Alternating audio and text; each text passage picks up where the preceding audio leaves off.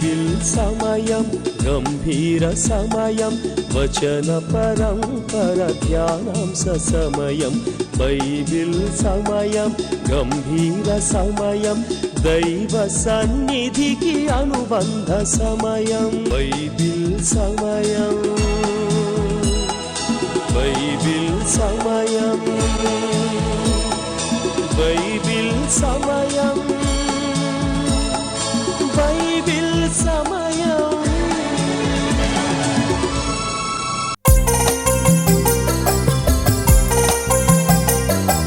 అపోస్తలుల కార్యాల గ్రంథం ఆది శిష్యుల కార్యాల ఘనము అపోస్తలుల కార్యాల గ్రంథం ఆది శిష్యుల కార్యాల ఘనము పరిశుద్ధాత్మ ప్రేరణ ధైర్యం సత్య సువార్త ప్రారంభ స్వరము క్రైస్తవ సంఘ ఆరంభ దినము పెంతెకొస్తు పండుగ పునాది దినము రోమా సామ్రాజ్యపు ముగింపు మూలం క్రీస్తు రాజ్య విస్తరణకు ప్రారంభము అపోస్తలుల కార్యాల గ్రంథము అపోస్తలుల కార్యాల గ్రంథం.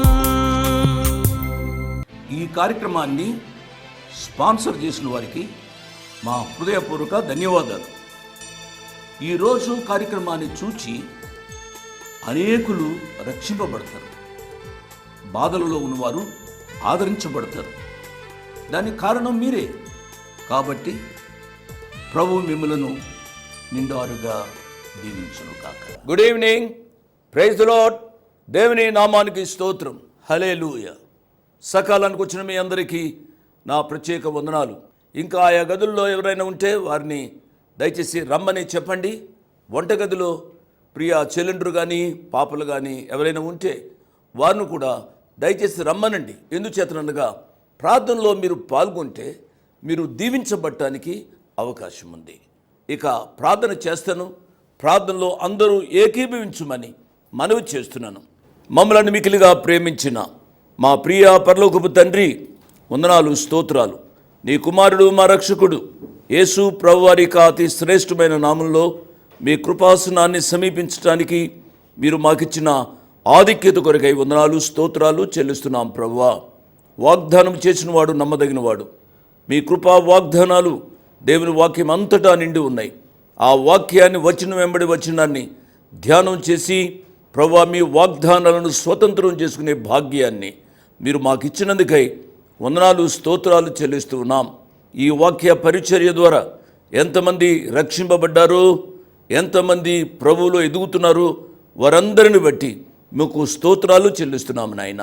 నాయన, ఇంతగా వాక్య పరిచర్య చెప్పబడుతున్నప్పుడు కూడా నాయన ఇంకా రక్షింపబడని వారి కొరకై ప్రార్థన చేస్తున్నాం. వారు కూడా రక్షింపబడే కృపానుభవం దయచేయండి నాయన. రక్షణ లేకుండా మరణిస్తే నిత్య నాశనం, అగ్ని గంధకలతో మండు గుండం అనే సత్యం వారు గ్రహించటానికి సహాయపడండి ప్రభువా. ఈ రాత్రి నాతో మాట్లాడండి, మాతో మాట్లాడండి. నీ కుమారుని స్వారూప్యంలో ఎదగడానికి సహాయపడండి ప్రభువా. ఏ అవసరాలతో, శారీరక, మానసిక, ఆధ్యాత్మిక అవసరాలతో టీవీ దగ్గరికి వచ్చారో వారందరినీ నిండారుగా దీవించండి ప్రభువా. వారి యొక్క అక్కరలు మీ కృపా వాక్య ధ్యానంలో తీర్చండి ప్రభు. ఘనత, మహిమా, ప్రభావాలు మీ కుమారుని ద్వారా మీరే పొందండి. యేసు ప్రభు వారి పుణ్యనామమున స్తుతించి ఘనపరిచి వేడుకున్నాము తండ్రి. ఆమెన్, ఆమెన్ అని నాతో చెప్పిన మీ అందరికీ నా ప్రత్యేక వందనాలు. అపోస్తుల కార్యముల గ్రంథం 8వ అధ్యాయాన్ని మనం ముగిస్తాం ఈరోజు. మీరు చాలా జాగ్రత్తగా వినాలి. 8వ అధ్యాయం, 9వ అధ్యాయం, 10వ అధ్యాయం, ఈ 3 అధ్యాయాలు మనం ధ్యానం చేసినట్లయితే 3 ప్రత్యేకమైన వ్యక్తులను మనము కలుసుకుంటాం. వారిని గురించి మనము ధ్యానం చేయబోతున్నాం. ఈ 3 ద్వారా ఏ సత్యాలు ప్రభువారు తన కృపా వాక్యంలో వ్రాసి పెట్టారో జాగ్రత్తగా మీరు వింటూ ఆ యొక్క భాగాలను మనం గ్రహించి దేవుని యొక్క వాక్య స్వరూప్యంలో ఎదగడానికి మనం ప్రయత్నం చేయాలని ప్రభు పేరిట నేను జ్ఞాపకం చేస్తూ ఉన్నాను. మొట్టమొదటిగా గారిడి సీమోను గురించి మనము ధ్యానం చేశాం. ఈ వాజ్ ఏ ఫేక్ బిలీవర్. యేసు ప్రభువారును అంగీకరిస్తాను అన్నట్టుగా అంగీకరించినట్టుగా నటించాడు. బాప్తిసం తీసుకున్నాడు. పరిశుద్ధాత్మను పొందాలని ఆశపడ్డాడు. ప్రభు గారు ఏమేమో కార్యాలు చేయాలని ప్రయత్నం చేస్తూ వచ్చాడు. కారణం ఏమిటి అనగా ఈ రీతిగా చేయడం ద్వారా తానుకు ఏ రీతికైనా ద్రవ్యం వస్తుందేమో, స్వలాభం కలుగుతుందేమో అని దురాశ కలిగిన వ్యక్తి గారిడి సీమోను. ప్రియులరా, అటువంటి పరిస్థితుల్లో గారిడి సీమోను భక్తుల ద్వారా గద్దించబడ్డాడు.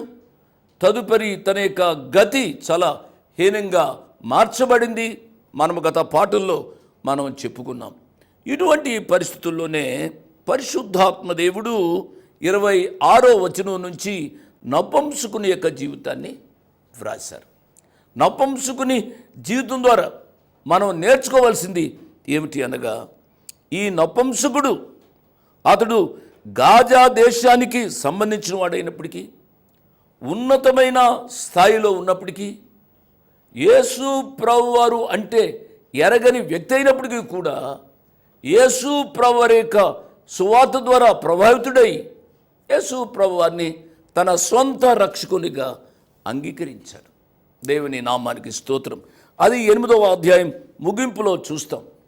9వ అధ్యాయంలో మనం చూసినట్లయితే 9వ అధ్యాయంలో శిష్యులను బెదిరిస్తూ, స్త్రీలను, పురుషులను ఇండ్లలో జొచ్చి వారిని చాలా అవమానపరుస్తూ హీనంగా చూచే ఒక సన్నిహితుడు, మహా సభ్యుడు వంటి గౌరవం కలిగిన వ్యక్తి సౌలు యొక్క మార్పును మనం చూస్తాం.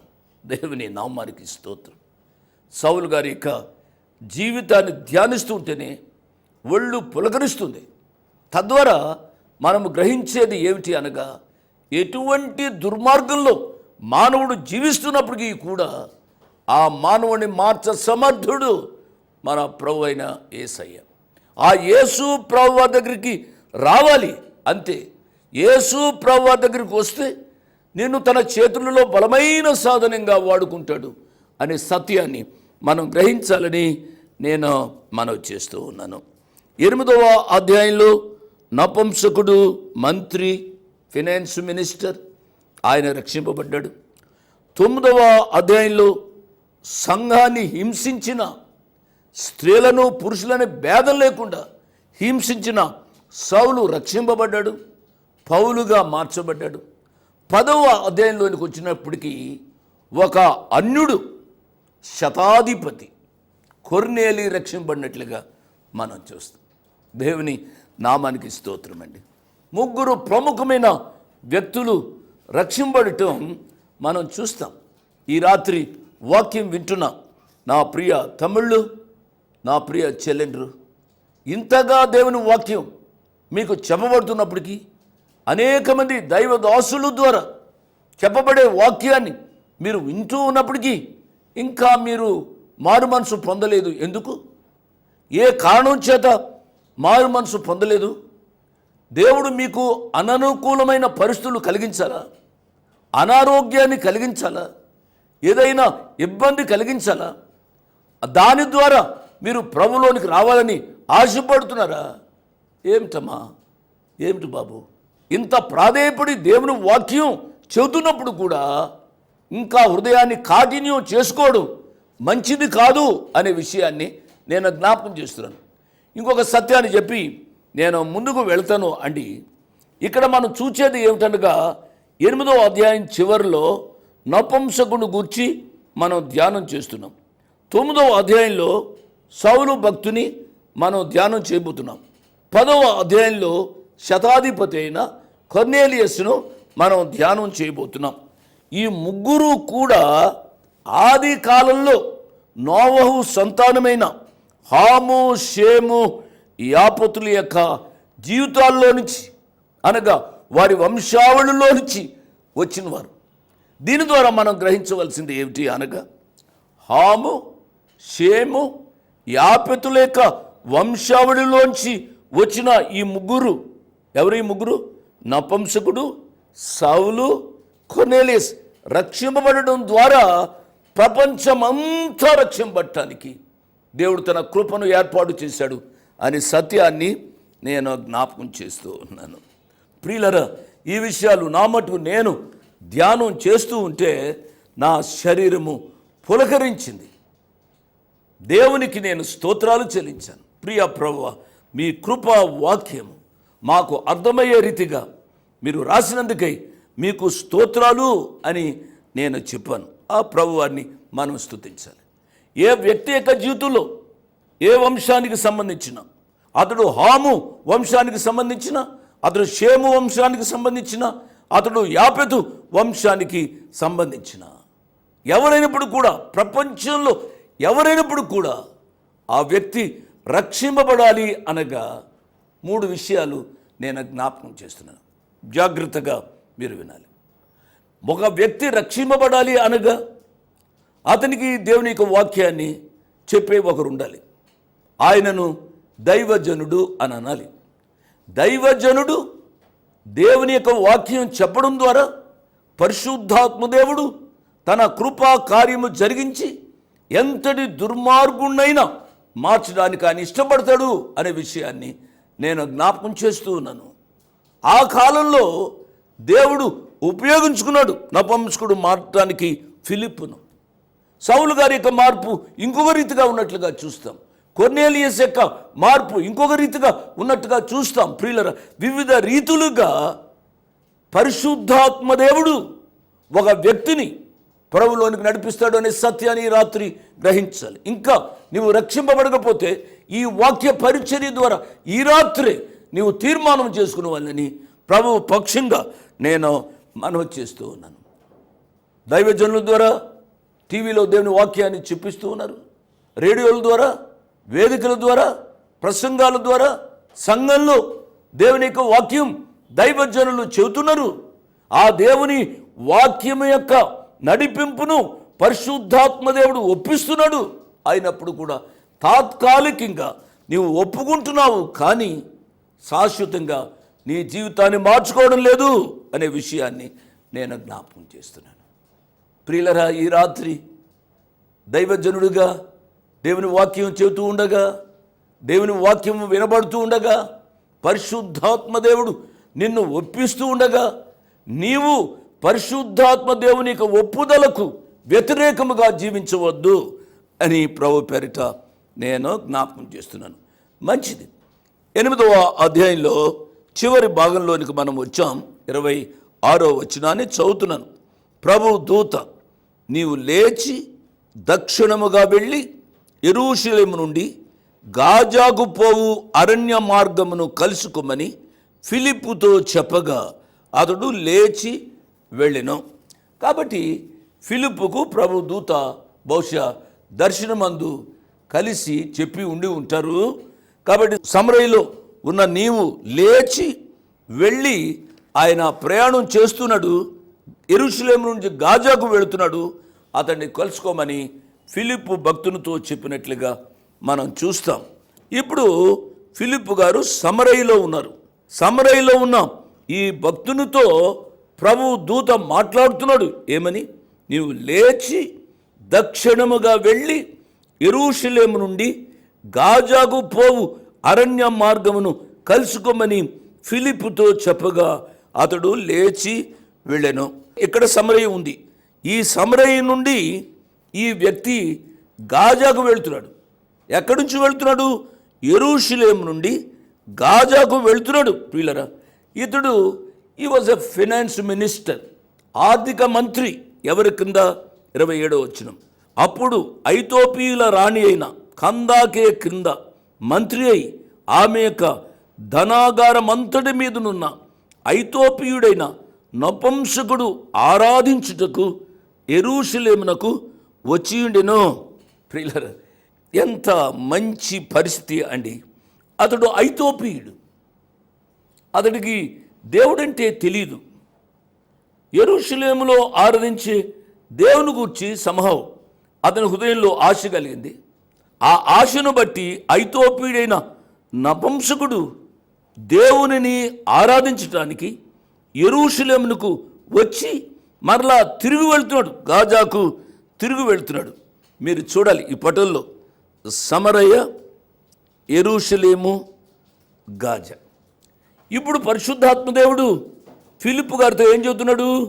నీవు లేచి దక్షిణముగా వెళ్ళి, అంటే క్రిందికి వచ్చి యెరూషలేము నుండి గాజాకు వెళ్తున్నాడు ఒక వ్యక్తి, నీవు అతనిని కలుసుకోమని చెప్పాడు.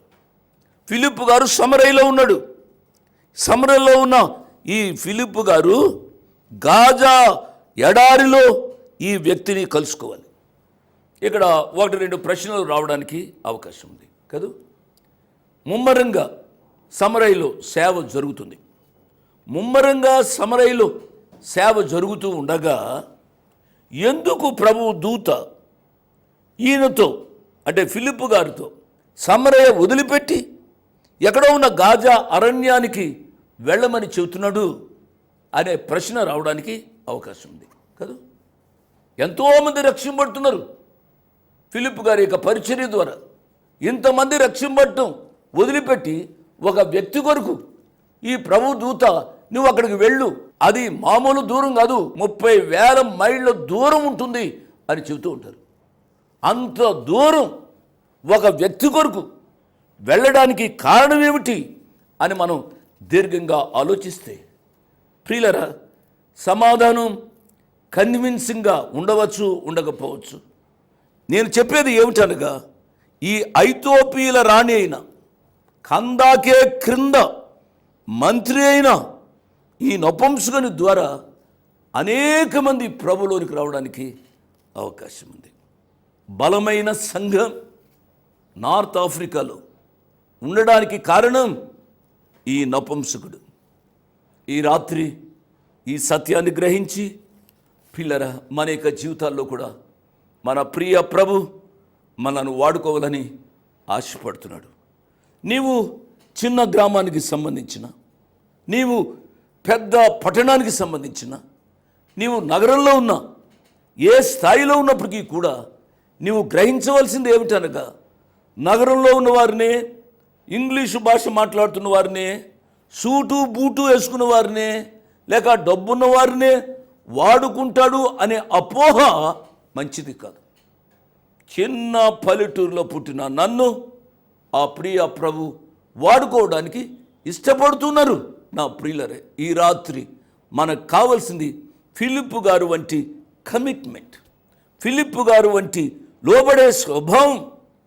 ఫిలిప్పు నువ్వు సమరయలో ఉన్న పరిచర్య వదిలిపెట్టి ఆ ఎడారికి వెళ్ళు అని అంటే ఫిలిప్పు గారు లోబడ్డారు. ప్రభువా, ఎడారిలోకి వెళ్తే ఏముంటుంది అని అడగడానికి అవకాశం ఉంది. నో, ఫిలిప్పు గారు ఆ రీతిగా అడగకుండా ఆయన చేసిన గొప్ప కార్యం ఏమిటి అనగా, చూడండి, అతను చేసిన గొప్ప కార్యం ఏమిటనగా, ఫిలిప్పు దేవుని యొక్క మాటకు లోబడి వెళ్ళాడు అండి. అప్పుడు ఆత్మ ఫిలిప్పుతో, నీవు ఆ రథము దగ్గరకు పోయి వారిని కలుసుకునమని చెప్పెను. అతడు ఏం చేస్తున్నాడు? అతడు తిరిగి వెళ్ళొచ్చు, తన రథం మీద కూర్చుండి ప్రవక్త అయిన యెషయా గ్రంథము చదువుచుండెను. యెరూషలేము నుండి గాజాకు వెళ్ళిపోతున్నాడు, తన సొంత ఊరికి వెళ్ళిపోతున్న ఈ వ్యక్తి యెషయా గ్రంథాన్ని చదువుతున్నాడు. చాలా ప్రశ్నలు ఉత్పన్నమవుతాయి ఇక్కడ ప్రియులారా.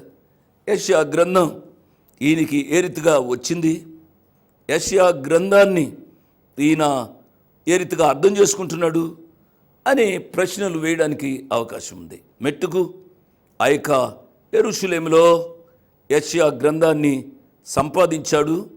యెషయా గ్రంథాన్ని సంపాదించిన ఈ వ్యక్తి యెషయా గ్రంథాన్ని చదువుతున్నాడు. నా ప్రియులారా, అప్పుడప్పుడు బొమ్మల్లో మనం చూస్తూ ఉంటాం.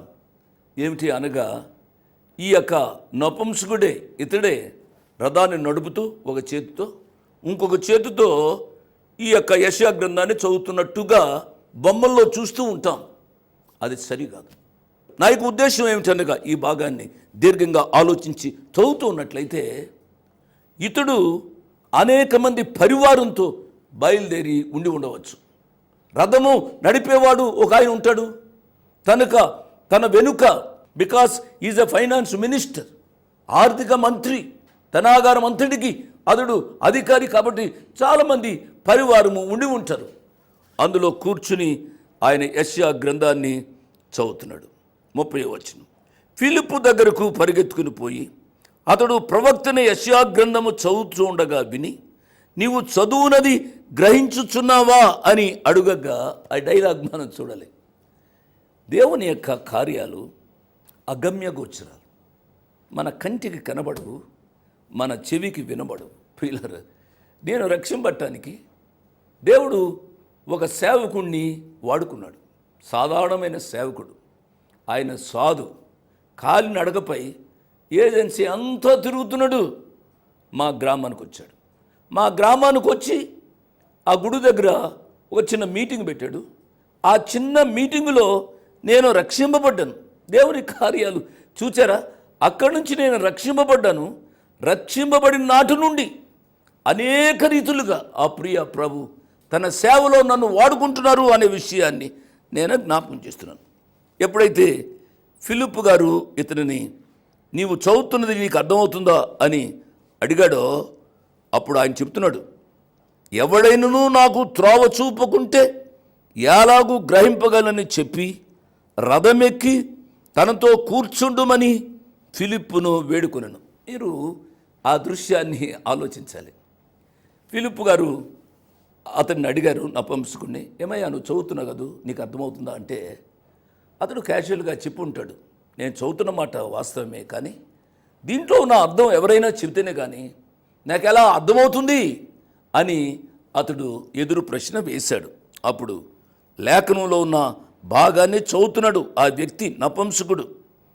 ఆయన గొర్రె వలె వదకు తేబడెను, బొచ్చు కత్తిరించు వాని ఎదుట గొర్రె పిల్ల ఎలాగూ మౌనముగా ఉండెను, అలాగే ఆయన నోరు తెరవకుండెను.